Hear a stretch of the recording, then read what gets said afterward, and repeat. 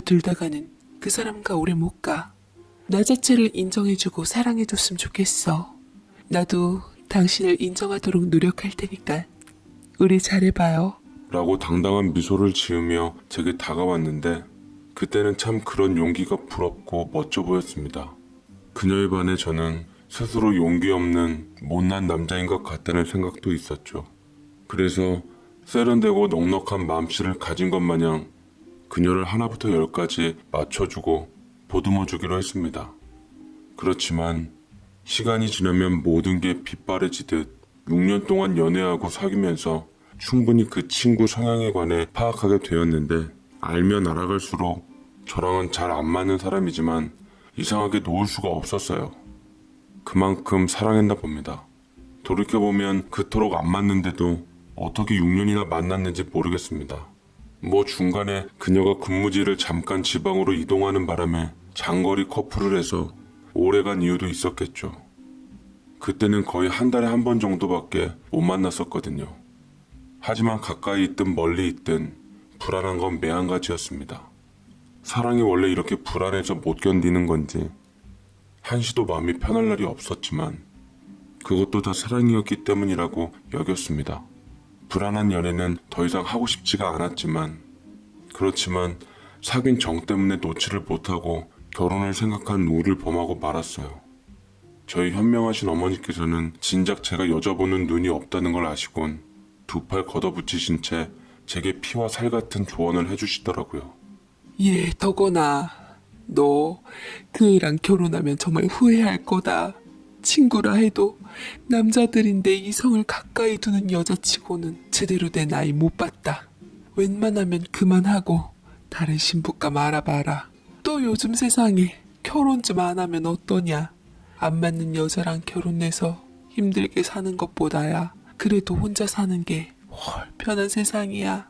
라고 뼈있는 말씀을 해주셨는데도 미련을 못 버리고 갈팡질팡하고 있었습니다. 그 여자 또한 결혼 상대자로서 성실하고 돈도 어느 정도 버는 제가 마땅한 신랑감이라고 생각했던지 결혼 얘기가 슬슬 나오기 시작했을 때 주변에 있던 잘 놀던 친구들과는 빠이빠이를 한 채 순식간에 제게 어필을 한 책임도 있었죠. 그래서 결혼을 하고야 말았어요. 저희는 드물게도 전통 결혼식을 올렸는데 새색시가 된 그녀는 한복을 곱게 차려입은 채 제 팔짱을 끼며 입을 열더라고요. 자기야, 나 앞으로 진짜 잘할게. 그러니까 자기도 더 이상 불안해하지 말고 날 좀 믿어줘. 내 성격에 당신 사랑하지 않았으면 절대로 결혼 안 했어. 시어머니께도 당신에게도 최선을 다할 테니까 나 좀 예쁘게 봐줘. 라고 말을 하니 저는 기왕지사 자의로 결혼한 거 행복하게 살고 싶어서 그녀와 다시 한번 시작하겠다는 각오로 행복을 꿈꾸며 결혼 생활을 시작했습니다. 초반에 그녀는 자신이 했던 약속을 잘 지키는 편이었어요. 현모양처 1등 신부감이 되기 위해 노력하는 모습이 보이더라고요. 저희 집 근처에 사셨던 저희 홀어머니께도 잘하고 제 아침 식사와 건강식품까지 때 되면 바로바로 챙겨주니 진짜 장가 한번 끝내주게 들었다는 소리가 절로 나왔습니다. 그렇지만 정말 처음에만 그랬을 뿐 곧 그녀의 숨겨진 끼가 슬슬 고개를 들기 시작하더라고요. 계기는 바로 동창회였습니다.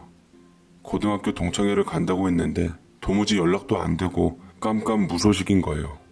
한때 잘 놀던 여자이니 오랜만에 친구들 만나서 회포를 푸나 싶어서 그래도 새벽녘쯤에는 집 문을 두드리면 크게 한번 화를 내서 이번에야말로 버릇을 고쳐놔야지 생각했지만 아내는 새벽이 지나고 아침이 올 때까지 들어오질 않았습니다. 그게 불과 결혼 4개월 만에 있었던 일이었어요. 한참 신혼 때 외박이라니 그것도 연락도 한 통 없이 참 기가 막히더라고요. 막 출근하려 할 때 장모님의 기막힌 공작 전화가 왔습니다. 자네 걱정 많이 할까봐 전화했네. 우리 딸이 어젯밤 우리 집에서 잤는데 내가 그만 깜빡 잊고 자네한테 연락을 못했어. 우리 딸이 자네 볼 면목이 없어 보여. 내가 전화를 넣었으니 애 들어가면 너무 뭐라 하지 말게나. 라고 장모님께서 얘기를 하시는데 정말 우라통이 터지고 짜증이 났습니다. 누가 봐도 장모님께서 아내 부탁을 받고 제게 거짓 전화를 한 게 분명했는데 참 속에서 천불이 나더라고요. 아니나 다를까 아내는 제가 퇴근하고 나서 집에 들어오니 온갖 진수성찬에다 화려하게 입은 옷으로 절 맞이했습니다. 아내 얼굴이 유달리 피어 보이더라고요. 그놈의 콧소리 나는 비음으로 제게 아양을 떴는데 그것도 징글징글했죠. 여보, 오늘 회사에서 수고 많이 했어요. 많이 피곤할 텐데 얼른 밥 먹고 씻고 방으로 들어와요. 내가 발도 씻어주고 안마도 해줄게요. 저는 아내에게 우라통이 확 치밀어 도대체 어제 누구랑 밤새 어디 있었냐고 장모님께 일부러 부탁해서 내게 전화한 거 다 안다고 했더니만 아내는 순진한 얼굴로 능숙한 연기를 뽐내면서 억울한 듯 대체 날 왜 못 믿는 거야? 동창생들하고 친정집 근처에서 술을 마셨는데 좀 많이 마셔서 친구가 우리 집 근처를 기억해 바래다 주는 바람에 그냥 골아떨어져서 잤고 우리 엄마도 센스 없게 다음날 당신한테 전화해서 일이 꼬인 거라고. 라고 얘기를 하며 눈물까지 글썽이는데 덩달아 저는 마음이 금세 약해졌고 끝내는 아내에게 넘어가 버려 저는 아내의 말을 반쯤 속아주는 상태로 믿어줬지만 내내 마음이 찝찝한 게 불편하더라고요. 워낙 제가 결벽증인 성격도 있고 누굴 잘 못 믿는 의심병도 갖고 있는 예민한 사람이어서 그런가 보다라고 애써 아내를 사랑하는 마음을 갖고 넘어가려고 했지만 아내의 진한 자유분방한 성격을 아는 저로서는 한동안 아내를 눈여겨볼 수밖에 없었습니다. 수시로 아내의 옷들을 검사했고 킁킁거려 냄새를 맡았으며 수상한 물건이 있는지 가방이나 옷의 주머니 따위를 뒤적거렸지만 진작에 처리를 했는지 아무것도 나오질 않더라고요. 그 이후에도 아내는 가끔 술에 취해 들어오기는 했어요. 한 번은 휴대폰으로 수상한 번호가 떴는데 언뜻 들어보면 남자 목소리였고 아내는 일부러 안 받거나 모르는 척 나가서 받거나 했습니다. 제 잔소리는 점차 심해졌고 부부싸움 역시 점차 심각해져 갔습니다. 보수적인 제 마인드로는 도저히 아내를 감당할 수가 없어서 이혼을 생각하기도 했는데 아직 결혼한 지 1년밖에 안 되었던 터라 그때마다 저희 어머니를 떠올리며 마음을 접을 수밖에 없었어요. 심증은 가는데 물증이 없는 상황인지라 저는 언뜻 생각하기를 동창회 때 처갓집에 아내를 데려다 줬다는 친구를 주목했습니다. 친정집은 거짓이어도 그건 왠지 진짜일 것 같았죠. 그렇지만 아내 역시 저와 이혼만은 원치 않았던지 한 몇 개월 아내가 제게 더 잘하려고 노력하니 저도 인간인지라 마음이 풀리긴 하더라고요. 거기다 제일 기다리고 있던 아이가 아내의 뱃속에 들어서면서 저희 부부는 불미스러운 일을 모두 잊고 아이의 부모로서 기쁜 마음으로 새 출발하기로 했습니다. 산부인과를 다녀온 날 저와 아내는 아기의 존재에 관해 벅찬 가슴을 어찌할 바를 몰랐습니다. 내 아이가 아니 우리 아이가 생긴다니 정말 세상을 다 얻은 것만 같았죠. 여보, 이게 우리 꼬물이야. 너무 신기하고 예뻐 죽겠어. 초코우유 먹고 난 후 초음파 동영상 보니까 뭐가 좋은지 펄쩍펄쩍 뛰는데 벌써부터 사랑스러워. 라며 아내는 한껏 뱃속 아기에 대한 애정을 드러내었습니다. 저도 아내의 모성애를 보니 뿌듯하고 기분이 좋더라고요. 아내도 지난 화려한 놀잡한 과거를 청산하고 아이의 엄마로서 한 가정의 아내와 어머니로서 정착을 하려나 싶어 안심이 되었습니다. 그렇지만 꼬리가 길면 밟힌다고 아내의 수상한 행적은 또다시 드러나기 시작했어요. 그건 바로 아내와 전부터 잘 알고 있었던 아내의 동창 친구의 연락이었습니다. 아직 미혼이었던 그 여자는 저랑도 잘 지냈던 친구인지라 제 연락처를 알고 있었고 스스럼 없이 지냈더랬죠. 오랜만에 온 전화를 저는 아무것도 모르고 무심코 받았습니다. 그러자 아내의 친구가 조심스럽게 말을 하더라고요. 혹시 아실는지 모르겠지만 세정이 말이에요. 사실은 저희 고등학교 동창인 우식이라고 있거든요. 그 녀석이랑 아무래도 보통 사이가 아닌 것 같아요. 세정이 임자도 있는 게 나랑 잘 돼가는 우식이한테 찰싹부터 꼬리칠 때부터 알아봤다니깐요. 라며 분통을 터뜨리는데 말을 대강 들어보니 우식이라는 동창이랑 잘 돼가는 친구 사이를 깨놓고 아내가 중간에 낀 것 같았습니다. 잘 나가는 사업가라는데 월급쟁이에게 질려 돈 잘 버는 놈에게 홀랑 넘어갔는지 정말로 둘이 뭔가 사단이 나도 단단히 난 것 같았죠. 아내의 친구는 친절하게도 제게 뒤를 캤던 정황들이나 증거 사진들을 직접 제게 전송해 주었고, 이를 계기로 아내도 제대로 당했으면 하는 바람이 섞여 나오는 것 같았습니다.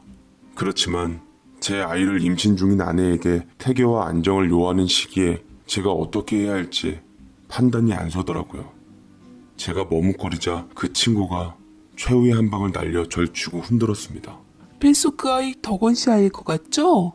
잘 생각해봐요. 동창회 때 우식이를 만난 시점이랑 임신한 시기랑 한번 잘 살펴보라고요. 행여 뻐꾸기 아빠 신세될까봐 걱정돼서 하는 소리예요. 그 얘기를 듣는 순간 정말 미치고 돌아버릴 것 같더라고요. 이게 대체 뭔 소린가 싶었습니다. 단 한순간이라도 초음파 속 그 팔짝팔짝 뛰는 내 아이가 다른 놈의 아기라고 생각해 본 적이 없었습니다. 인정할 수도 없었고 믿고 싶지도 않았어요. 허나 그런 소리를 듣고도 무시할 수는 없었죠.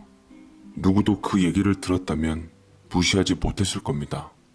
꾹꾹 눌러 참으려고 했건만 저는 결국 아내에 대한 의심을 이기지 못하고 그 친구에게 전해받은 증거 사진들을 빌미로 임신한 아내를 몰아붙였어요. 아내는 처음에는 딱 잡아떼고 대체 무슨 소리냐고 모르쇠로 읽어냈고, 제보를 한 그 친구에 대해서 험담을 하면서 우식이와 자기는 친구일 뿐이지 그 어떤 관계도 아니라고 했습니다. 뱃속 태아를 유전자 검사를 해볼 수도 없었고 태어나기 전까지는 누구의 아이인지 알 수가 없으니 혼이 나갈 것 같더라고요. 당연히 내 아이라고 믿고 싶었지만 단 1%라도 그놈의 아이라고 생각하니 전처럼 정을 줄 수가 없었지만, 한편으론 아이에 대한 죄책감에 가슴이 아렸습니다. 아내는 제 행동에 대해서 실망했다고 문제 삼은 뒤 크게 화를 내고 임신한 상태로 기어이 집을 나갔습니다. 아내가 나가고서야 후회가 밀려오더라고요. 내가 한순간에 왜 그랬을까? 그맘때쯤이면 내 아이일 확률이 더 많을 텐데 왜 나는 그 애가 남의 아이라고 생각하고 내 아이한테 죄를 짓는 일을 했을까? 생각하며 아내를 찾았지만 아내는 연락도 두절하고 제 눈에 띄질 않았습니다. 아내의 친정이고 주변이고 아내를 찾기 위해 샅샅이 뒤졌지만 도통 보이질 않더라고요. 저는 그 오식인가 하는 놈을 떠올리고는 아내의 친구에게 정보를 얻어서 그 자식이 사는 곳을 쉽게 알아냈습니다. 아내의 친정집 근처에 한 고급 신축 아파트에서 살고 있더라고요. 아내가 결혼 전부터 신혼집으로 가고 싶다고 노래를 불렀던 브랜드 아파트였습니다. 하필 그놈이 또 거기서 살고 있다니 배알이 뒤틀리더라고요. 저는 설마 하니 불안한 마음을 갖고 그놈이 살고 있다던 동호수를 찾아갔습니다. 그리고 택배인 척 배를 누르니 기가 막히게도 아내의 목소리가 들렸고, 저는 등기 택배인 척 직접 본인이 나와야 한다고 핑계를 대어 문을 열어주는 틈을 놓치지 않은 채 확 밀어 제꼈습니다. 아니나 다를까 그놈이랑 같이 있더라고요. 제가 여태 합리적 의심을 했다는 정황이 밝혀지는 순간이었습니다.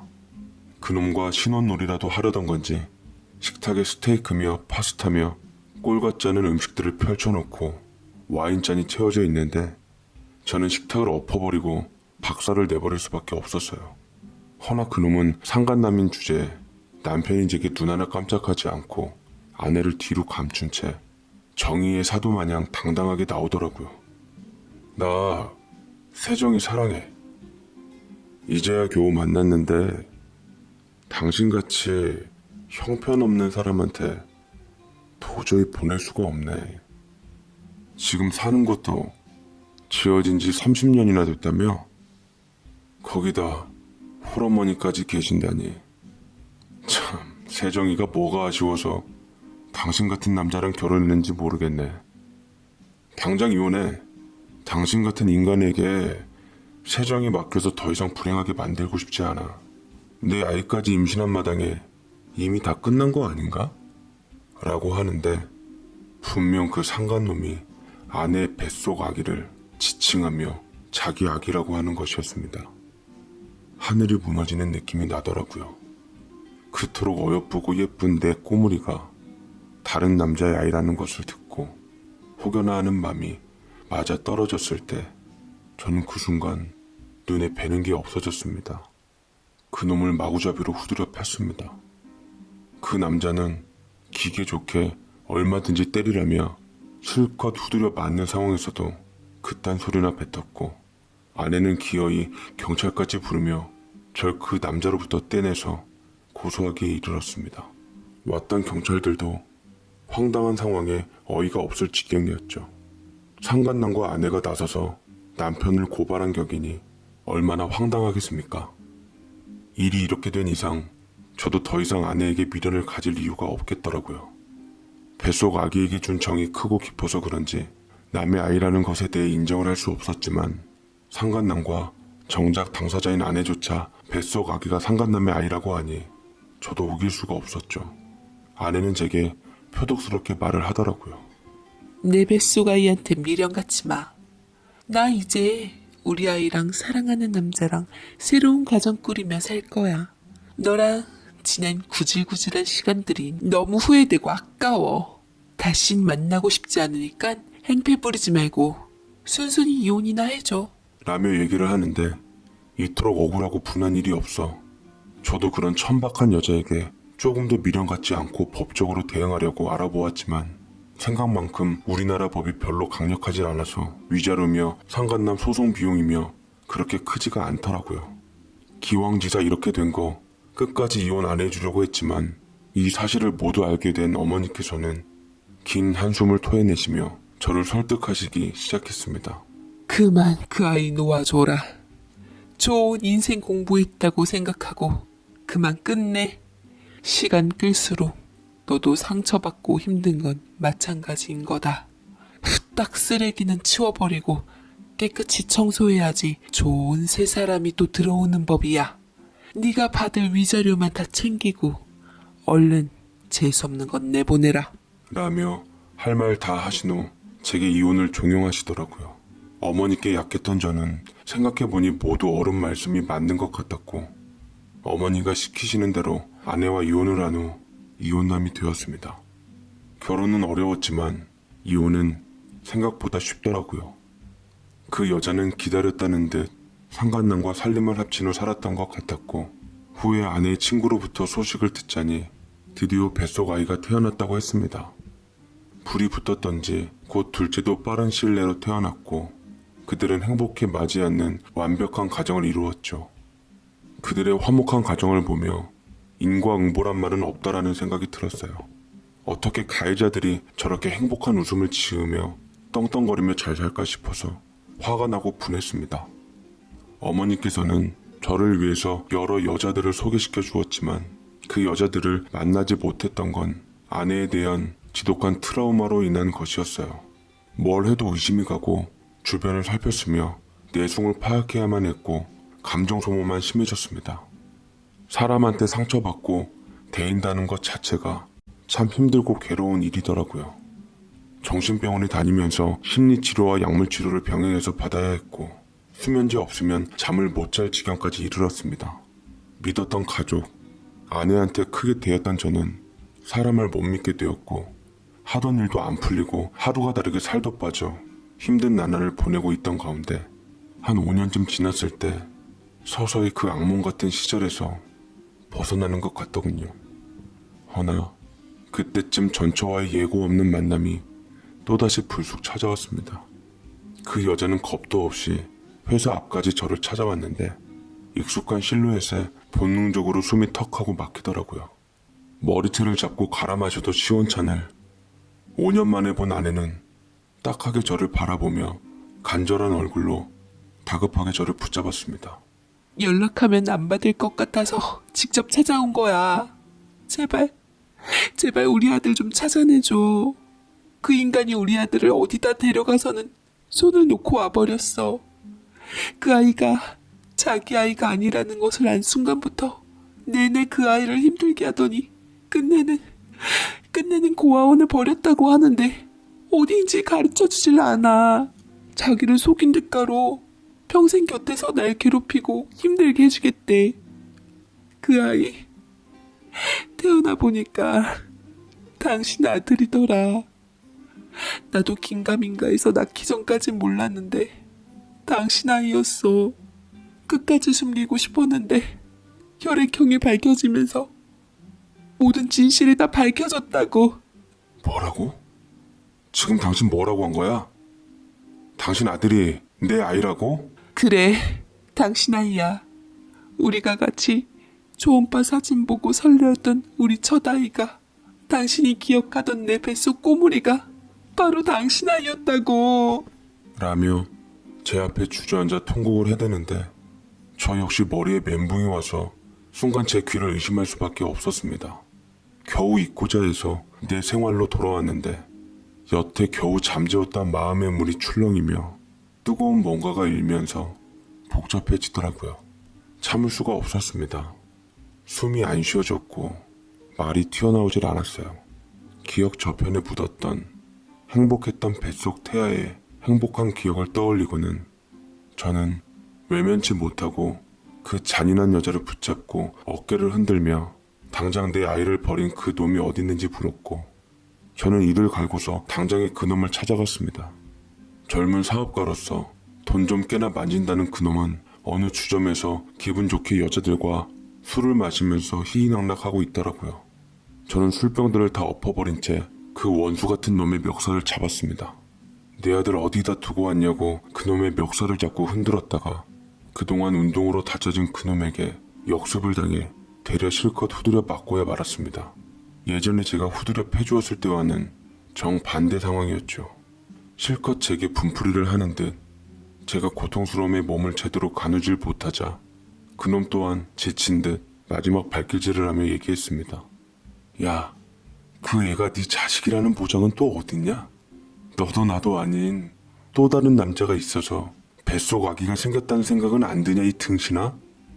어쩐지 태어날 때 나 하나도 안 닮아서 수상하다 했어. 정이 영 안 붙더니만 어느 교회 앞에 뒀는데도 계속 아빠 거려 따라와서 내가 얼마나 짜증났는 줄 알아? 누가 지 애비라고. 속 터지는 게 딱 네 닮은 것 같기도 하다. 그 여자가 네 자식이라는 말 한마디에 쪼르르 달려와서는 그 아이 친자 검사한 후 만약 네 아들이 아니라고 하면 너도 나랑 똑같이 손 놓을걸? 그럼 그 애는 2번 버려지는 상황인데 그것도 인간으로서 못할 짓 아냐? 그따위 말할 자격도 없는 놈이 나불대니 참 빈정상하고 꼴같지 않더라고요.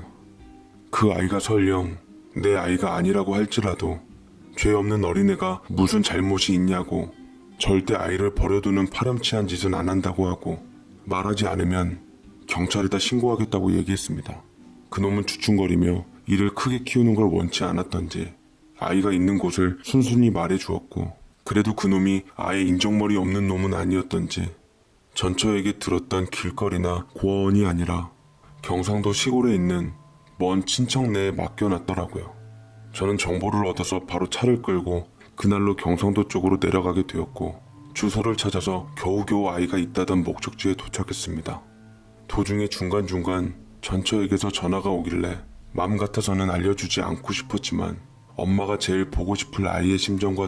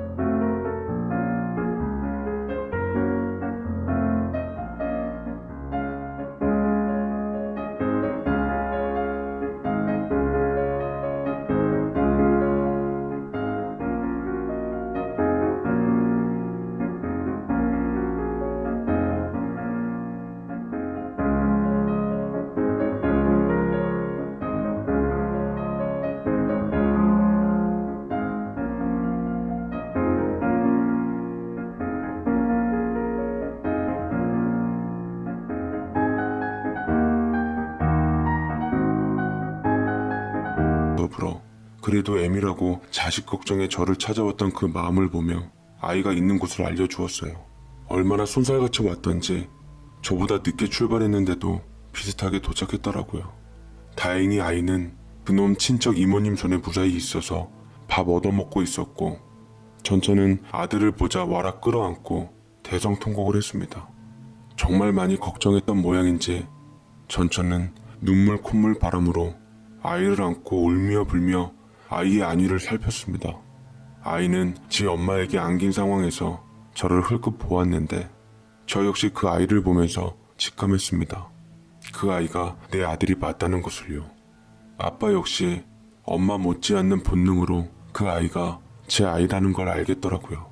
잠든 아이를 꼭 껴안고서 서울로 내려와 유전자 검사를 해봤고 결과는 여지없이 제 친자로 나왔습니다. 이 소식에 제일 놀랐던 건 바로 제 어머니셨어요. 유전자 검사표를 보며 얼떨떨하면서도 기뻐하시며 아이를 안고 우셨습니다. 그 여자는 아이를 맡길 때 눈물 콧물이 되어서 지난 일을 후회하며 입을 열더라고요. 우리 아들, 아니 당신 아들, 당분간만 당신이 잘 키워주면 좋겠어. 나는 집에 또 다른 우리 아들이 나를 기다리고 있어서 가봐야 해. 그 남자 완전 미쳐가지고서 우리 둘째 유전자 검사에서 진짜로 나왔는데도 다 조작된 거라면서 도저히 믿지를 못해. 어떻게 해서든지 나 이혼해서 아들 데리고 그 집에서 나올 거야. 그때 동안만 우리 아들 잘 부탁해. 상간남을 미치게 하고 그 자식조차 믿지 못하게 만든 게 정작 본인이라는 걸 모르는 여자는 사람 절대 변하지 않고 고쳐 쓰는 거 아니라는 말이 떠올랐습니다. 그 여자를 만난 저도 재수가 없었고 상간남은 더 재수가 없었던 거죠. 더 정확하게 말하면 상간남은 가정 있는 여자 탐내서 벌 받은 거라 해야 하나요? 뭐 암튼 저는 그 여자 뜻대로 절대로 제 아들을 주지도 않을 거고 뺏기지도 않을 겁니다. 친자 소송 통해서 아이를 되찾은 다음에 제 손으로 키우고 싶네요. 아이가 아직 어려서 저를 아버지로서 받아들일 때까지 시간이 필요할 테지만 후에 이해하고 받아들일 거라고 전 믿고 있습니다. 이상하게 아이를 만나고서 마음의 병이 다 싹 났고 이제야 새로 인생을 시작할 마음이 생깁니다. 이젠 제 곁에는 저 혼자가 아니라 제 아들까지 같이 있으니까요. 남자로서의 인생은 끝났지만 아버지로서의 제 2막의 인생으로 아들만 보며 살아갈 예정입니다. 제게 아낌없는 조언을 주시고 아들과 함께 다시 홀로 서게 할 큰 힘을 얻고자 사연을 보내봅니다. 제 사연 읽어주셔서